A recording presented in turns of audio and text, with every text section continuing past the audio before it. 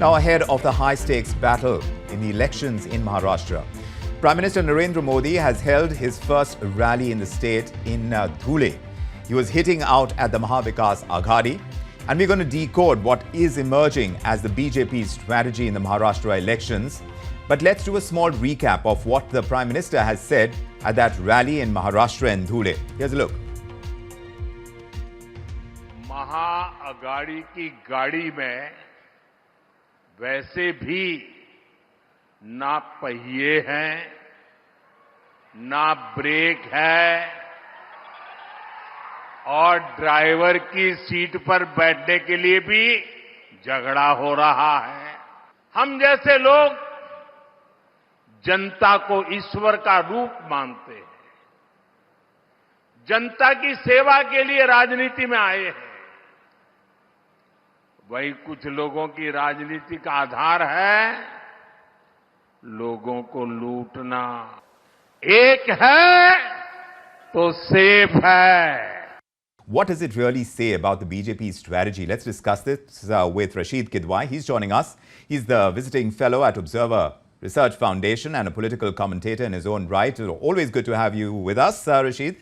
Now, the Prime Minister, I was telling our viewers, is calling the Maha Vikas Aghadi a coalition of parties without wheels or brakes.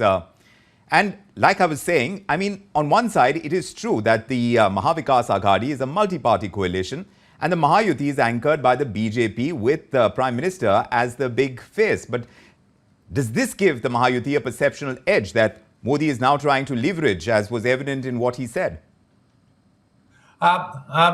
I think when Prime Minister speaks, he knows that he has a sort of, brand equity. He has a credibility. People want to hear him. They believe him.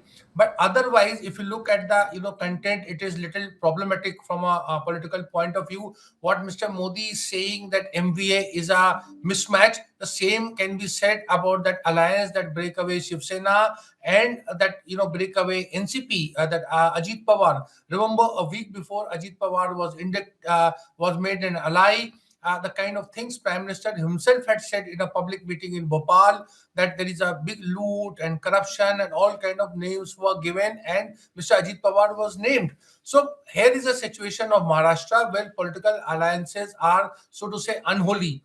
Both alliances are unholy. But it is that kind of credibility that Prime Minister carries. So the BJP is confident, or the Mahayuti, that alliance is confident that whatever Prime Minister says, people would readily buy and accept it. And this is something the MVA has to find a counter. So Sharad Pawar and Uddhav Thackeray, they will have problem in countering what the narrative Prime Minister Narendra Modi is trying to set. Whether it is factual or not, that is something that's a matter of conjecture. Indeed. So when the Prime Minister speaks about the opposition's loot politics, he says people like us consider citizens as God. We have joined politics to serve citizens while others loot people in the name of politics. How crucial is it for Modi to make the differentiation between the MVA and the Mahayuti, considering that you're calling both the coalitions unholy ones? So, Vikram, I think corruption in high places is a emotive issue. It's a it's a very kind of vote catcher thing, and that where it's coming from. See, nobody's going to ask these questions that what happened when the Shiv Sena, Uddhav Thackeray was an ally of the BJP, and the two had a sort of good functional understanding, not for months but for years. So suddenly Uddhav Thackeray has become a bad name, or his governance was of one of loot, etc. So all kind of question, but these are rational questions that that would be asked. But politics in India is highly on the emotion side. And that is where I think the Prime Minister is very sure-footed. When he speaks, he doesn't speak like Prime Minister. To my mind, he often speaks like a BJP karyakarta, a BJP poll campaigner, a star campaigner. He says things that make a lot of impact. Whether, as I earlier said, whether they are factual or they are, so to say, on the scale of accuracy, are they 10 on 10? Then there is a, the jury is out. You can have your view on it. Indeed, Rasheed, but when you talk about the perception battle, as it were, a lot of people are speaking about a sympathy wave for Uddhav Thackeray after what happened in 2022. So it's about what the Prime Minister is pleading when you talk about loot politics or any of those. compared to what we perceive as sympathy for Uddhav Thackeray. Which way do you think the mood is going to go in? So, Vikram, you have raised a very pertinent issue, and here is a problem because Maharashtra is a politically speaking, it's a jewel in the crown. Some ways, it's far more important. I mean, the outcome is far more important than Uttar Pradesh because Maharashtra is also a a financial capital, second largest state. Or whole world is watching, and here is Mr. Modi that Mahayuti is pitted against someone who was part of that sort of Hindutva brigade, that being Uddhav Thackeray. He has a name, he has a legacy. Likelihood MBA comes back, he will be the chief minister. So, Mr. Modi, it's not if BJP and Shiv Sena loses Maharashtra, it will not be just a loss of a state, but it will be a loss of an ideology, and that kind of counter narrative that Uddhav Thackeray will be able to build within the India alliance would be a huge boost to Rahul Gandhi and many others. So therefore, it's like if you look at 2029, or if you look at the longevity of this current NDA government in third inning, when it's a kind of coalition government, Maharashtra outcome is very important because on the one hand, if Mr. Modi wins, then it's going to bring a lot of longevity. There'll be no questions till 2029. But in the event of MVA coming back, I think suddenly the India story will start looking bright and promising, which was the case before Haryana elections happened, and Haryana was a big setback for the India alliance. So the India alliance has a huge comeback chance in Maharashtra. Therefore, Mr. Modi can sense that is going to threaten his government's stability at the federal level, at the national level. Therefore, he's doing this kind of attack, and he wants to win Maharashtra at all cost. So, as far as the Prime Minister is concerned, he has gone back to the development plank, but something that would put them in contention with their rival coalition, this time at least in Maharashtra elections for sure, are the social welfare schemes, whether they are for women or for youth. And Modi has brought that up in that rally in Dhule as well.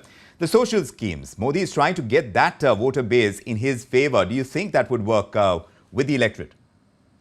Mr. Modi is a very smart campaigner. When he talks about this kind of social engineering, you're talking about, see, there is a leaf from what happened in Madhya Pradesh state election, where the Ladli Behna, the kind of dole that was given to women.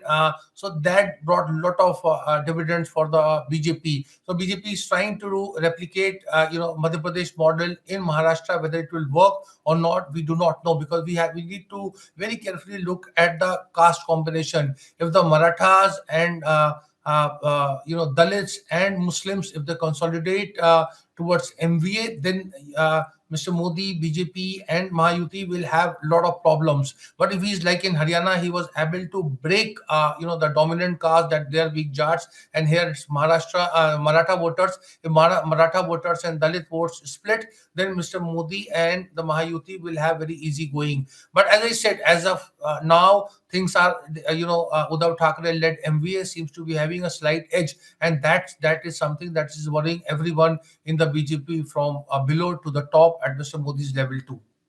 So then what about that Maratha reservation issue? Modi speaks of Maratha pride. He says he's proud that the government in Maharashtra has given Marathi language the status of a classical language. Is all of that going to help his cause?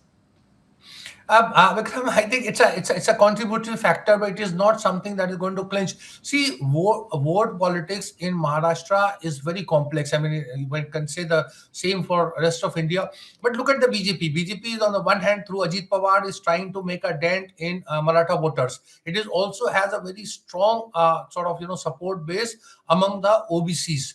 But it is unlikely in a state election that you get, a majority of Maratha votes as well as majority of OBC votes in Maharashtra, because these two sort of dominant castes, often politically speaking, have been at the loggerheads, and that's a real challenge before Mr. Modi to bring about this kind of social coalition. If he can do it, if Mahayuti can do it, and if they can beat the MVA support base that's around 48%, and deprive them, push them to 1 or 2% also will matter a lot, because it's a very sort of two major alliances are there in the fray. I think vote share is very important, and that is where the Maharashtra elections is far more interesting and unpredictable also. Also, Rasheed, when Modi speaks of the Congress dividing people based on caste, and he goes with the line "Ek hai तो safe hai. It's seemingly a response to the Congress's promise of a caste census. On that, how is Modi likely to play out the strategy that the BJP would need to kind of get an edge over the coalition rival? Yes, because I think that's a $1 million thing, whether it will work or not. Because remember, during Lok Sabha election, the Congress plank of this kind of some kind of constitutional guarantees given to the Dalits under threat. That worked, and it worked in Maharashtra also. In Maharashtra, when we say about Dalits, there are some very strong Ambedkarite groups, pro Congress groups, and of course pro BJP. So there is a huge sort of clamor for Dalit votes. Who gets the bulk of Dalit votes? At present, MVA thinks that they are better off, but Mr. Modi is trying to make a huge dent, and there is a sort of two kind of narratives are there. One is to show that a consolidation of majority community that we saw in Haryana, where Sar Sanchalak Mohan Bhagwat, Prime Minister Modi harped on a plank called "Batenge to Katenge," and similarly here also when he's talking about unity, politically speaking, this is my political interpretation. It's about consolidation of the majority faith, majoritarianism. If that works, in my assessment as a political analyst, I don't see that happening. But if it happens, then Mr. Modi will have a last laugh. Do you think the BJP has learned from what they faced as a result of the parliamentary elections? Are the issues now turning out to be more national or local? There are local concerns. We talked about Maratha reservations, the influence of development schemes, the BJP resurrecting their development and social welfare promises, including those schemes for women and youth. So as far as factors go that will decide the outcome of the Maharashtra elections this time, how is the BJP changing strategy from what they've learned as a result of the parliamentary elections in Maharashtra? I think Vikram, it's a no holds bar kind of election. There is nothing that is not being employed. So all kind of things which actually come within the ambit of model code of conduct. I know it's not fashionable to talk about these things, but I think a lot of things should have been political parties should have adhered to model code of conduct, propriety, decency in public life, not bringing elements of religion, caste, subcaste, all these things that our constitution from a moral or proprietary issue prohibits, but nothing of that sort is being adhered to. So it's sab chalta hai. Both sides are trying to do everything possible, and if somebody has to see the sort of thing that politics is art of the possible, that person should do a case study on Maharashtra. So all Sam, Dam, Dand, Bhed, everything is being employed in Maharashtra elections. To the health election commission is a mute, silent, indifferent, I would say, observer. It's not trying to control either side, and that is one feature of our democracy that I would personally, don't feel very happy about. But that's how it is. So I think when it comes to the planks and the kind of offers, the kind of trying to win over voters, both sides are doing all kind of things possible to attract voters. Saying, Rasheed, only yesterday I was talking about what was presenting in a published piece by Rahul Gandhi as well. He's trying to shed his image of being not very business friendly. Do you think he has reason to do this as Maharashtra elections play out? And do you think he'll be successful in doing so? I don't know about the success part, but I think that's also a very clever, smart move, because there is a growing perception, and BJP was building that Rahul Gandhi is anti-industry, anti-development, anti sort of markets, all kind of things was said and written about him. So I think Rahul Gandhi has done a clever thing by going and remember, it's been published all over across the country in all regional languages, Hindi, English, all kind of things. So Rahul Gandhi has placed very wisely, and I think very from a time point of view, promptly he has placed his cards. Whether people buy that or see Rahul Gandhi as someone who would allow business to flourish. He will advance the India story whenever the Congress gets chance, or the MVA alliance in Maharashtra and elsewhere. I think Rahul Gandhi has done. He's put so to say a kind of cat among pigeons by trying to attract a support base that's being seen largely loyal to Prime Minister Modi and his economic thinking. So if there is a even 5% or 2% turnaround, I think it will prove very costly for Mahayuti in Maharashtra. There is no doubt, Rashid, that the stakes are very high in the Maharashtra elections. Both coalitions face some unique challenges: leadership, addressing issues like regional identity, economic concerns being raised about ongoing and future schemes as well. We've seen how road toll was waived at the access points to Mumbai. We'll circle back to these issues, familiar and unfamiliar, as far as these elections are concerned, and there is new ground that we are breaking. But it is clear that the run-up to the polls are going to be very critical. I thank you for sharing your insights on the dynamics that are shaping this election here on India Tonight. Rasheed, many thanks for joining us on the show.